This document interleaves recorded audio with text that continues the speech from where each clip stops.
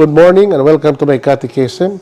I'm your talk show host, Father Lucas Inoc, and together with me is my co-host, Brad Adam Ampier, the President of the Catholic Faith Defenders of the Archdiocese of Cebu. Today is the 11th Sunday in the Ordinary Time according to our Church's liturgical calendar. And our Gospel reading today is taken from the Gospel of Mark, chapter 4, verses 26 to 35. And this is about the parables on the kingdom, in particular, the parable of the mustard seed. And this is something that we have to discuss today's episode because here in this particular gospel reading, Jesus taught his disciples some of the mysteries related to the kingdom of God. The kingdom of God is a great mystery that we have to fathom. That's why Jesus, in the gospel, especially the gospel of Matthew, has 13 parables of the kingdom. That only shows that this particular mystery of the kingdom is something that we have to fathom.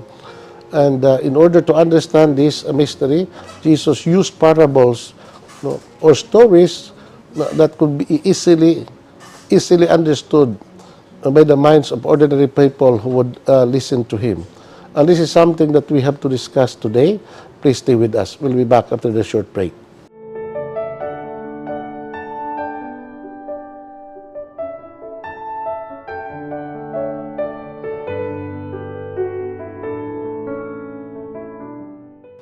Thank you for staying with us. Brad, Adam, may buntag. May buntag, Father. May buntag usab sa ato mga viewers, no? So, yan nakatakaroon sa itawag nato og ika-11 nga Domingo sunod sa tuig sa simbahan. Ordinary time. Yeah. So, we talk about ordinary time according to our church's calendar. We talk about the time of the year in which there are no big celebrations. But only ordinary events in the life of our Lord that we have to reflect. No? So it covers, I think, 35 weeks in a year. So this the longest season of the year we call ordinary time that we celebrate in the whole liturgical season. So, mo ni Brad nga karon, salamat sa Ginoo nga miulan na. Praise the Salamat sa Ginoo gitubag ang atong orasyon imperata. And salamat sa gihapon sa Dios nga we are still fine. And we have to continue praying for the good of our country, no? Because we just celebrated our Independence Day. And aside from that, no, the world is in crisis today. So there's so much troubles, conflicts that are happening in other parts of the world. In fact, in the Philippines, we have our problems in the West Philippine Sea, and if we don't pray, something might happen. No, dili unta mahitabo na Brad nga dunay mga negative nga mga paghitabo. The Philippines is a Catholic country, the third largest Catholic country in the world. So that's why we have to pray more, and let us pray, especially the Holy Rosary, for the intercession of our Mother Mary, that this country and all the countries of the world malikay unta sa mga katalagman. Correct. Okay, Brad. Tungod kay, without the prayer from the people, Father, lisod yun ang may tabo sa kining atong kalibutan karon, especially sa kining ilugan nga WPS, no? Diin, according to some, mura og may ugat sa panagbangi og kaning WW3, Father, no? Muna nga we have to pray for this Okay. at this very moment, Father. Okay, Brad, we now have to read our gospel. Yeah. The Lord be with you. And with your spirit. A reading from the Holy Gospel according to Mark. Glory to you, Lord. Jesus also said, "In the kingdom of God, it is like this. A man scatters seed upon the soil. Whether he is asleep or awake, be it day or night, the seed sprouts and grows. He knows not how. The soil produces of itself first the blade, then the ear, then the full grain in the ear. And when it is ripe for harvesting, they take the sickles for cutting. The time for the harvest has come. Jesus also said, what is the kingdom of God like? To what shall to what shall we compare it? It is like a mustard seed, which when sown is the smallest of all the seeds scattered upon the soil. But once sown, it grows up and becomes the largest of the plants in the garden, and even grows branches so big that the birds of the air can take shelter in its shade. Jesus used many such stories in order to proclaim the world to them in a way that they would be able to understand. He would not teach them without parables, but privately to his disciples to explain everything. The Gospel of the Lord. Praise to you, Lord Jesus Christ. Okay, Brad. So, mauna ni ang atong Ebanghelyo karon, Brad, no? So, this is an agricultural parable Yeah. lagi dunlos tong Ginoo sa mga tinunan to describe the realities of the kingdom of God that He established on this world. Yeah. Now, Brad, gining gigharian sa Dios na kalibutan. Kaya nga to pagtuos kadaghanan, Brad, speaking about the kingdom of God, they always talk about the kingdom of God in heaven, Yeah. which is also true. Yeah. But this kingdom that Jesus established is not yet in heaven, but it has to be realized on this world. Yeah. No? So, kanang gingharian dito sa langit, mao na the fullness of the kingdom that Jesus already established in this world. Yeah. And we are part of that kingdom. Because we talk about the kingdom of God, this is not a territorial kingdom, Brad. No, we have to remind our viewers, no? Yeah. This is not a territorial kingdom. This is not a political kingdom. Yeah. This is not a worldly kingdom. Yeah. But this is more of a spiritual kingdom in its nature. Yeah. O gani, Brad, when I said this is not a territorial kingdom, kay bingon ang mga tao ba, Brad, Lord, kanong sa maghari, kanong sa maghari, ikaw. And where exactly is the kingdom of heaven? Ung mingon tong Ginoo, the kingdom of heaven dili na to maingon nga tuwa dito, tuwa diri. Yeah. Because the kingdom of heaven is in you, Amen. in your heart. So, here, Brad, makita nato nga ang gingharian sa langit is more personal. Yeah. No? It is more of the person nga naahapil din ang maong gingharian. Yeah. No? So, the reason why Jesus has to establish the kingdom of God on this world so that ang iyang kabubuton may matuman. That is why we pray the Lord's Prayer, Thy kingdom come, Thy will be done on earth as it is in heaven. Yeah. So, the kingdom of heaven can only be realized in this world that if we obey His will as much as in heaven. So, mga Brad, nga, aning kabot ang gingharian sa langit, no, nagitukos to Ginoo dis kalibutan, ma-realize na. Because if there is the kingdom of God, when this particular kingdom would be realized, kining mga problema sa kalibutan, but especially peace and order, especially conflicts among nations, would be less and less to happen in our life. There would always be conflict, there would always be problems. Amen. But less of a problem kung ang iyang gingharian sa kalibutan ma-realize nining kalibutan. And that can only be possible if we do His will, no, as it is in heaven. Amen. Kabrad. Sa daghang mga images kagisgutan sa Simon Father, one of these images kining gisgutan karon sa ebanghelyo about this particular kagisgutan ini maong ebanghelyo, which is really according to our church, it is the church, the body of our Lord Jesus Christ.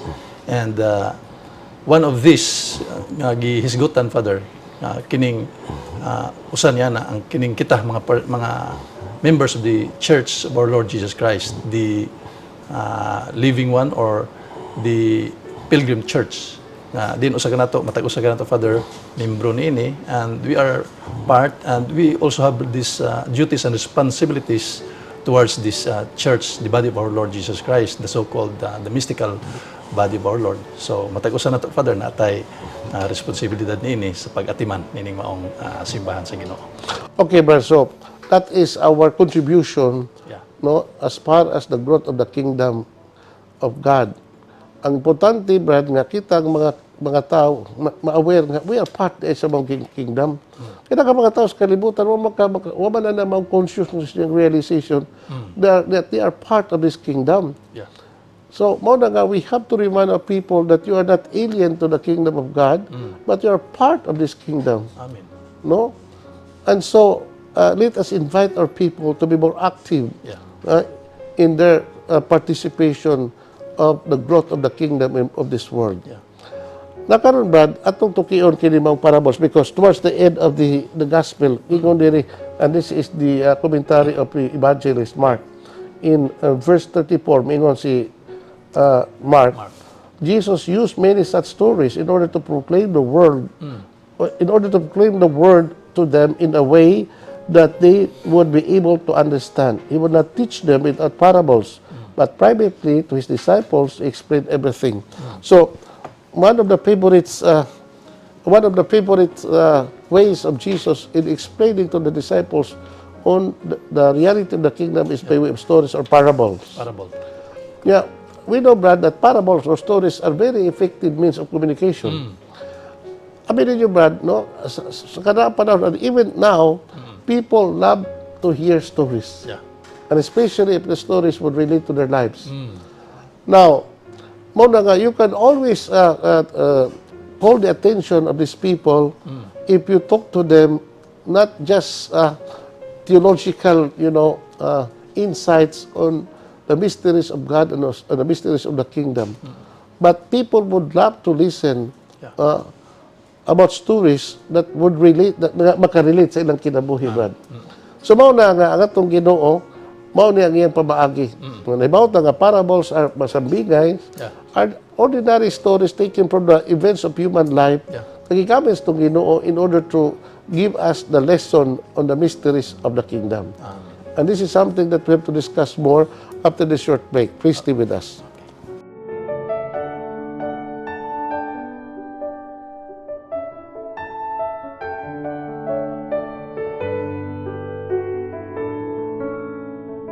Thank you for staying with us, Brother Adam. Ato lang padayonon ang pagtuki about these two parables, no? On the kingdom. I said this is an agricultural parable, brother. Why do I say that? It's because perhaps some of those people who listened to him were farmers. I mean, Brad, one of the effective means of communication, Brad, or preaching or talking or giving speech, the first thing that we have to do is know your audience. Amen. That is part and parcel today. Know your audience. Yeah. Know their aspirations. Know their, their values, their backgrounds. No? So that's why when Jesus talked to people who are fishermen, he used the parable of the fishing fishing net, no, or drag net, no, and people could relate. No, when he also talked about when his audience were mga farmers, so he would use agricultural parable, the ones we read in today's gospel. When he would talk to teachers of the law, he would talk about the laws, no, about scriptures. So nanabrad ba nga kinahanglan nga di ta magpataka nga makig dialogue sa mga tao if we don't know these people, their background, their aspirations, their way of thinking, and kitawag na itong their cultural background. So mao na itong Ginoo, Brad, no? He could sense the people nga iyang hatagan sa iyang mga pagtulunan, and by way of parables, he could easily pick some stories that could relate to the life experiences of these people. Okay. Una-una na to, Brad, in verse 27. 26. He said, in the kingdom of God, it is like this. A man scatters seed upon the soil, whether he is asleep or awake, be it day or night, the seed sprouts and grows. He knows not how. The soil produces of itself, first the blade in the ear, then the full grain in the ear, and when it is ripe for harvesting, they take the sickle for cutting. Time for the harvest has come. So, anyway, nung pagtulunan sa itong Ginoo, this is a parable. nga ang giharian sa langit no sa mag-usa ka mag-uuma nga nagpugas og binhi siyang uma. Now, that is his only contribution, Brad. No, as far as the growth of that seed, no, Yeah. 90% of the one responsible for the growth of the seed is of God. Amen. Now, ang farmer, Brad, ikaw na pa mag-andam sa soil. No? Correct. Pagdaro, na, niya pagpugas sa soil. Pugas. O ben sa binhi. Beyond that, wala na mahimong farmer, Brad. Magbuhat lang yun pa Ha? Ang ano? Ginoo mo mo pa uwan na, sa maong uma. Ang Ginoo mo paturok sa tanom. Ang Ginoo mo patubo sa tanom. Ang Ginoo mo pabuswak sa tanom. O pabunga. O eventually ang Ginoo ray pabunga sa tanom. It's beyond the capacity of the farmer for the seeds nga iya gisow dito sa ground nga nahimo niya, no? It's beyond his capacity, only by the power of God. Amen. Ang punto din ni Brad mao ni nga while God is the one establishing the kingdom of this world, no, almost 90% of the growth of the kingdom gikan ginas Ginoo, Brad. Ang atong contribution is around 10% of the Brad. No? Gamay rin kayo rin. Kanya bisan pa sa 10% contribution, di pa kita makahatag. Di pa yun. Mao na nga. So, ultimately, the growth of the kingdom na iyang establish kalibutan, agad na gina sa iyang gahom, agad na gina sa iyang pag-atiman, Yeah. because God is more powerful than man. Amen. We have to establish that. Yeah. No? I repeat, God is powerful than man. But the little contribution nga itong mahimo, Brad, no, to prepare the soil and to plant seed, mo ito buhaton. Yeah. No, because God will not demand something that we cannot accomplish. That is the basic principle. Amen. Busa, ang nakong pangutana, Brad, unsao man nato nga as a farmer nga kita maka-contribute for the growth of the kingdom. Yeah. Ang punto din nga, buhata ang angay nimong buhaton, isip usa ka tawo. Whatever state of life you are or you have, no, do your ordinary works nga imong pagabuhaton kada adlaw. The simple things nga imong buhaton kada adlaw, no, to rise early in the morning and say the prayers, and then prepare yourself for work, no, and then go to your work, no, and then if it is on a Sunday, you have to prepare yourself to worship the Lord, and then find time to pray, find time to reach out to other people, help the poor, no, and then organize kanang gitawag nito productive activities, Brad, no, for people to be baton pa para sa atong makatauhan, Brad, na they would also become productive. Correct. So we have something to contribute, no, in the growth of the kingdom of God in this world if we want to. Apan kung ikaw tapulan ka, Brad, and you have no initiative, lack of enthusiasm, Brad, so dako kay nang backlash sa imong pagkatao. Correct. Nga naman, God give us all the gifts, all the talents, abilities, and even our resources, so that these things, kaya gihatag ka nato, magamit nato dis pagpanghalagad kaniya, aron ang gingharian sa langit, mutubo o ma-realize sa atong kinabuhi. That is correct. So dili laman sa to worldly father, no, mga butang, but more particularly sa ato ang spiritual life, because it is very important for us kay a person is composed of body and soul. So while still here in the world, mo na nga importante sa pagpagtiman sama sa usa ka mag-uuma nga nagyo yung pagatiman sa iyang mga tanom. Mag-cultivate siya aron mo lambo, matubo, papan Ginoo gyud ang patubo niini. Sa samang paagi in our spiritual life, Father, we also have our kining mga matang sa pag-worship, adoration sa atong Ginoo, labi na diha sa pagtudlo sa atong simbahan, labi na sa mga pagtulon-an simbahan nga usab atong mga spread out to evangelize also to our brothers and sisters. Usa na sa mga pamaagi sa simbahan na makasabwag usab kita sa pulong sa Ginoo. You know, Brad, kanang anong parable, the first parable, Brad, no, it talks about the farmer sowing seed on the ground. Yeah. Now, the big question mo ni Brad, no, we as farmers of the what you call the farm of the Lord, Brad, what particular seed nga atong tisok? Tanom. Wa kay na mabatyag isdag ka mga tao. We're supposed to sow seeds, but what kind of seeds Seeds, yeah. nga atong itisok? Aron mutub o mabuhi, eventually maka-harvest na og mga bountiful harvest, no? Yeah. Ang akong tubagan na, but number one that we have to sow, Yeah. the seed of our righteousness, the seed of our goodwill, Yeah. the seed of our enthusiasm to help the poor. No? The seed of our maayong kabubuton sa atong isig tao, to sow peace, to sow love, to sow compassion, to sow kindness sa mga tao. These are the seeds that we have to sow in the vast field of the Lord's kingdom. Amen. Pawa gina mabatyag is daghang mga tao. So, nakaroon pangutana ba sa itong katawhan, no, mao ni, what particular seeds unsa bang siha sa mga binhi nga imong natisok niya sa kingharian sa langit dining kalibutan. Ako nang i-mention, Brad, no? These are the things that we're supposed to sow. Amen. No? Our kindness, our love, our compassion, Yeah. our service, no? Etc. etc. All the good things that we have to do in this world are the seeds nga atong gipatubo diha sa vast field of the Lord. Yeah.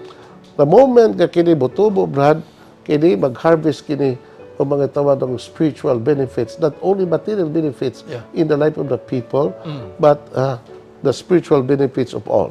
Amen. And this is something that we want to continue to discuss, Brad, after this short break. Please stay with us.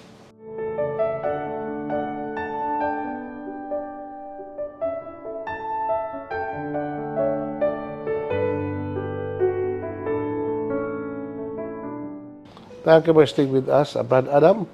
So, padayon na nato atong Yes, Father. reflections sa atong Ebanghelyo. We are now on the third episode sa atong programa karon. Now, the second parable, Brad, is the parable of the mustard seed. Although these two parables are interrelated, no? Yeah. So, it says, Jesus said also, what is the kingdom of God like? To what shall we compare it? It is like a mustard seed which, when sown, is the smallest of all seeds scattered upon the soil. Yeah. But once sown, it grows up and becomes the largest of the plants in the garden, and even grows branches so big that the birds of the air can take shelter in its shades. No. Brad, Jesus tried to compare the kingdom of heaven with that of a mustard seed. Ako pangutana, Brad, nakakita ba ka lisos mustasa, Brad?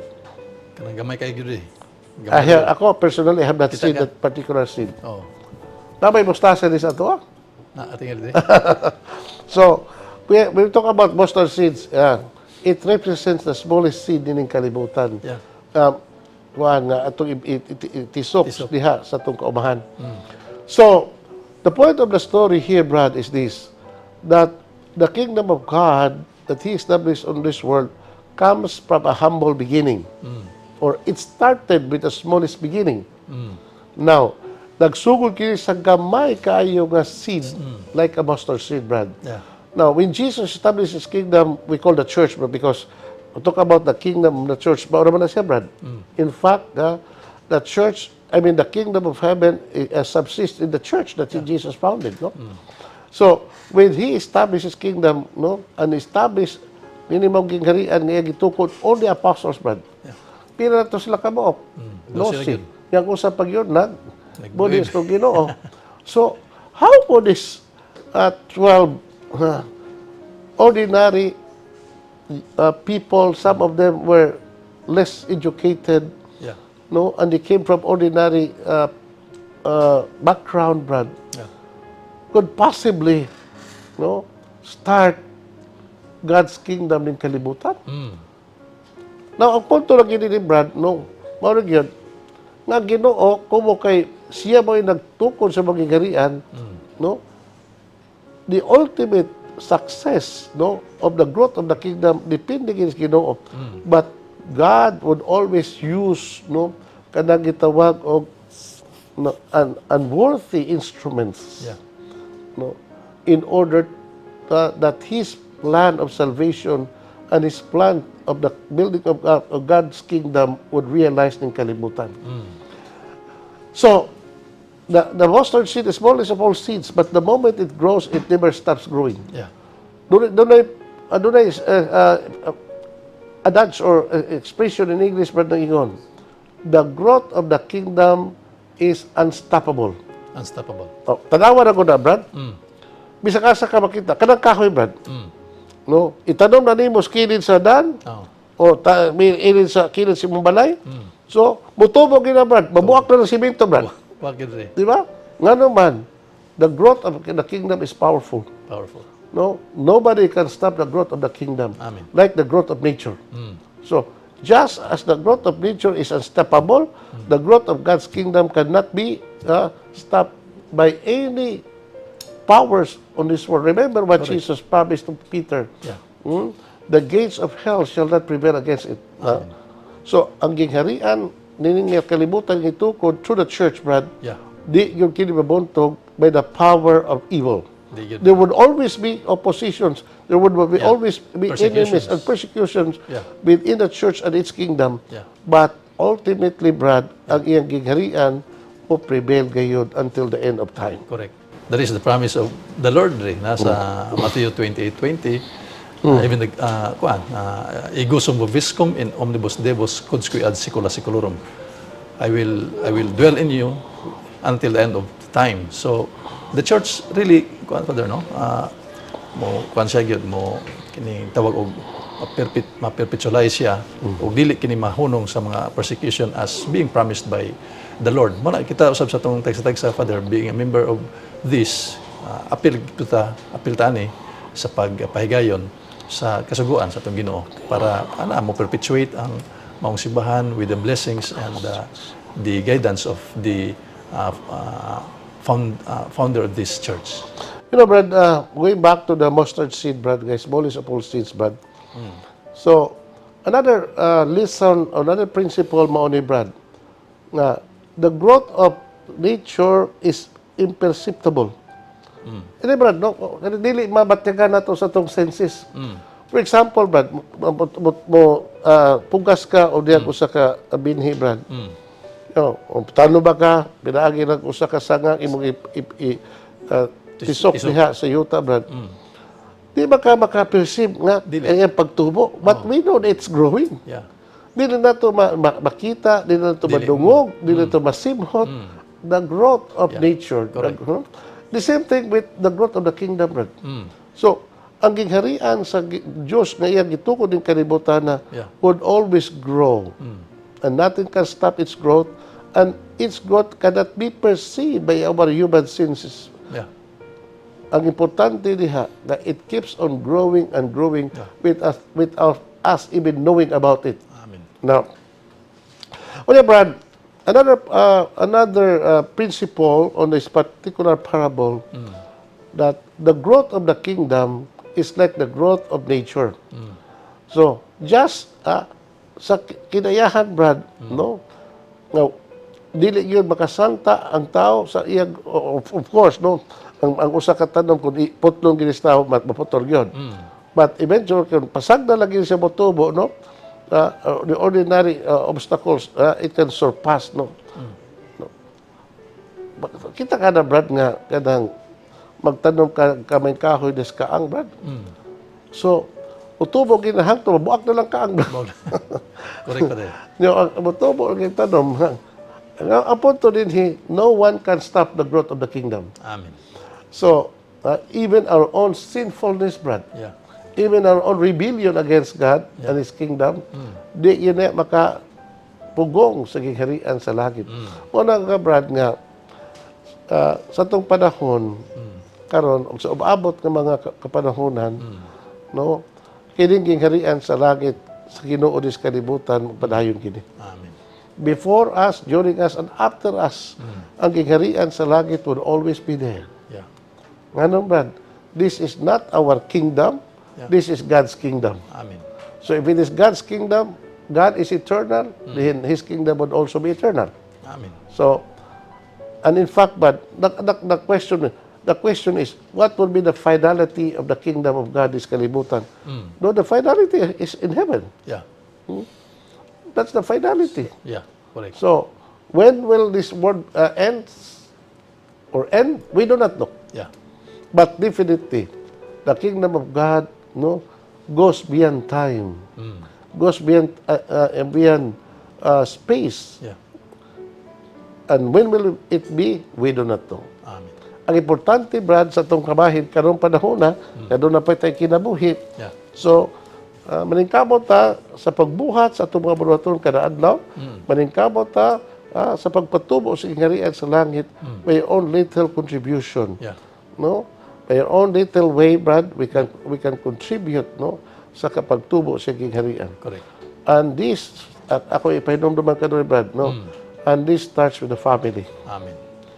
No, because the realization nining mong gingharian, Brad, no, anak is itong pamilya. Because our family is a small church, is the smallest seed of the kingdom of God, the smallest, I would say, unit of the kingdom of God.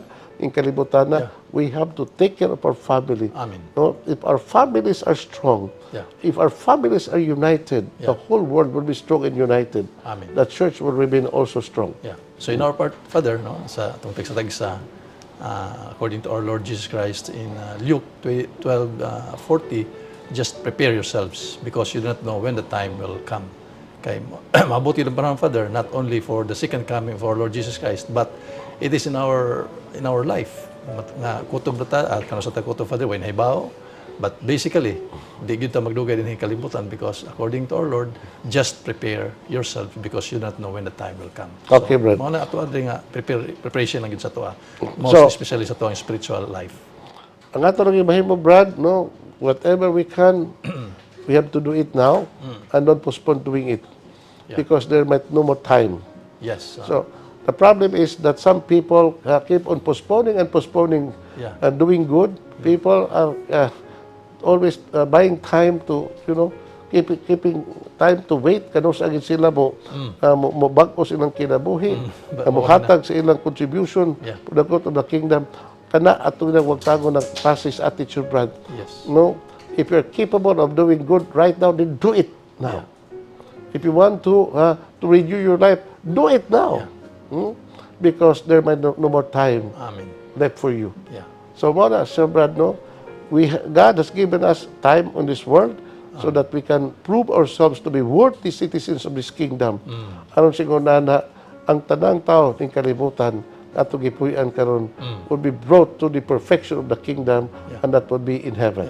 Amen. God allows us, no, paghatag nato dinhi maong kahigayunan. Hinaot unta nga we will do our best, our own capacity given to us by God, no, that we will be able to contribute for the growth of the kingdom so that we'll also be part of it eventually in the life to come. Amen.